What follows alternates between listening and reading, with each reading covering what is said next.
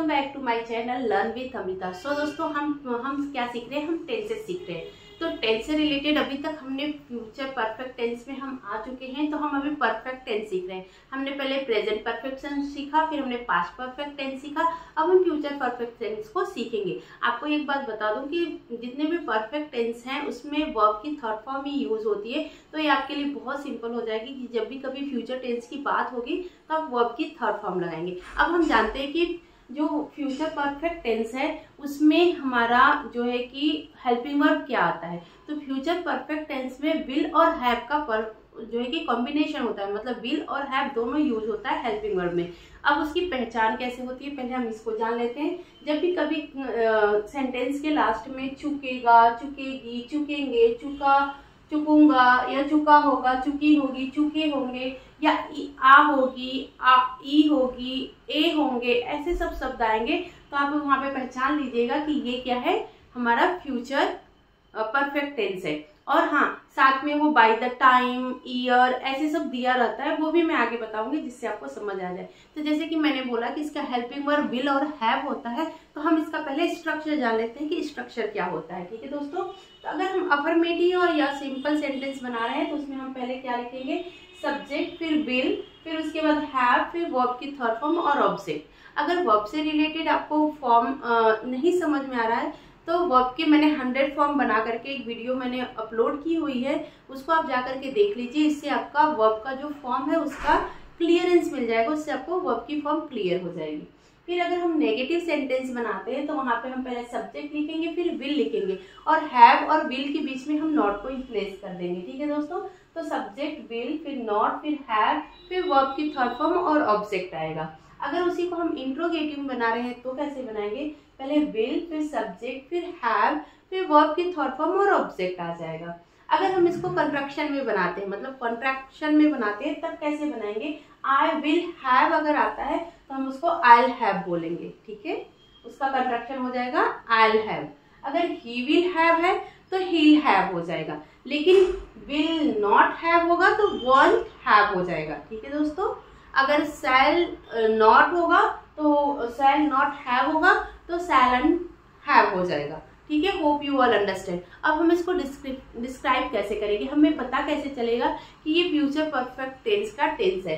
तो to describe an action that will be completed by a certain time in the future, मतलब future में जो time दिया गया है या तो उसके पहले वो काम कंप्लीट हो जाएगा या जो टाइम दिया गया है उस समय पर काम कंप्लीट हो जाएगा, तो हम समझेंगे कि ये फ्यूचर परफेक्ट टेंस है। एक और तरीका होता है, मैं आपको आगे बताऊंगी। पहले फर्स्ट स्टेप से मैं आपको बता देती हूँ कि हम कैसे समझेंगे कि ये फ्यूचर परफेक्ट टेंस है। तो ये क्या हो जाता है कि ये डिस्क्राइब करता है उस एक्शन को जो कि सर्टेन टाइम पे कार्य किया जा सके, और इसमें मोस्ट ऑफ ये वर्ड आते हैं, बाय देन, फिर by time, by June, by the end of the month, by end of the week, by the Monday, by the Tuesday. फिर टाइम भी ऐसे दिया रहता है कि बाय द 8:30, 9:30, 12 o'clock, ऐसे टाइम दिया रहता है। तो आप समझ जाना कि ये फ्यूचर परफेक्ट टेंस की बात हो रही है। तो ठीक है, कुछ एग्जाम्पल के साथ देखते हैं। जैसे कि वह तब तक सब कुछ भूल चुके होगा। ठीक है, वो सब कुछ भूल चुका होगा, फ्यूचर की बात हो रही है कि वो भूल चुका होगा। ठीक है, तो वहां पे हम लिखेंगे, पहले सब्जेक्ट हमारा आएगा। ठीक है, सब्जेक्ट है, फिर उसके बाद will have forgotten everything by then. ठीक है, he will have forgotten everything by then, मतलब कि तब तक वह सब कुछ भूल चुका होगा। तो पहले क्या आया दोस्तों, पहले सब्जेक्ट आया, फिर हमारा हेल्पिंग वर्ब आया, विल और हैव दोनों आया, फिर वर्ब की थर्ड फॉर्म आई है, फिर ये ऑब्जेक्ट आए। ठीक है दोस्तों, ये पूरा ऑब्जेक्ट आया। अब आप देखिए कि बाय देन, ये पहला वर्ड यूज हुआ है ना, बाय देन, तब तक। ठीक है, जब तक हम लोग मतलब कि फ्यूचर में वो इस बात को भूल चुकी होगी। एक दो और एग्जांपल देखते हैं। हम लोग इस प्रोजेक्ट को महीने के अंत तक पूरा कर चुके होंगे। कोई प्रोजेक्ट है, ऑफिस में दिया गया है, तो वो हम बात कर रहे हैं कि हम लोग इस प्रोजेक्ट को इस मंथ के एंड तक पूरा कर देंगे। तो आप देखिए एंड ऑफ द मंथ आ रहा है, मैंने यहाँ पे भी बताया है कि ऐसे आएगा, end of the month, end of the week, ऐसे भी आ जाएंगे। तो we will have completed this project by the end of the month. ठीक है, वी विल, तो ऐसे कैसे बना, यहाँ पे पहले सब्जेक्ट आया है, फिर हमारा हेल्पिंग वर्ब आया है, फिर हमारा वर्ब का थर्ड फॉर्म आया है, उसके बाद ऑब्जेक्ट आया है, ठीक है, रेस्टोरेंट सेंटेंस आया है। तो we will have completed that project by the end of the month.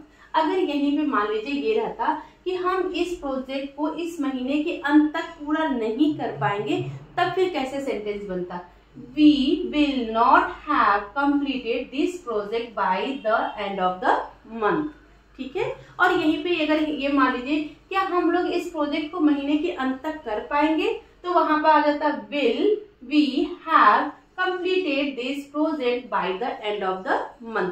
तो आप डोंट वरी रहिए, मैं इसके ऊपर बहुत सारे एग्जांपल दूंगी जिसमें अफर्मेटिव, नेगेटिव, इंट्रोगेटिव सब टाइप के सेंटेंसेस होंगे, जिससे कि आपको क्लैरिटी मिल सके, ठीक है दोस्तों। और एग्जांपल देखते हैं, वे लोग शाम तक रात का खाना खा चुके होंगे। जैसे बहुत सारे लोग होते हैं कि जो डिनर 6 बजे से पहले कर लेते हैं, उसमें से एक मैं भी हूँ, 6 साढ़े 6 बजे तक रात का डिनर कर लेती हूँ। तो they will have had dinner by the evening, ठीक है। अब यहाँ पे बाय द इवनिंग भी आ रहा है, बाय द टाइम मैंने बताया था ना, तो यहाँ पे बाय द इवनिंग आ रहा है कि वे लोग शाम में मतलब रात का डिनर शाम से पहले कर चुके होंगे।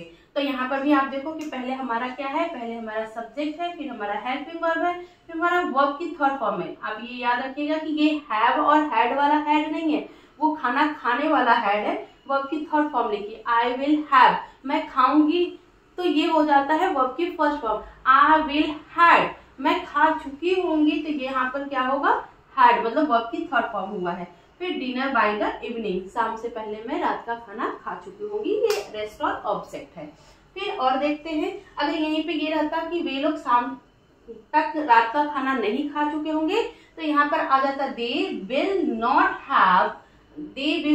Have had dinner by the evening, वे लोग रात का खाना शाम तक नहीं खा चुके होंगे, ठीक है।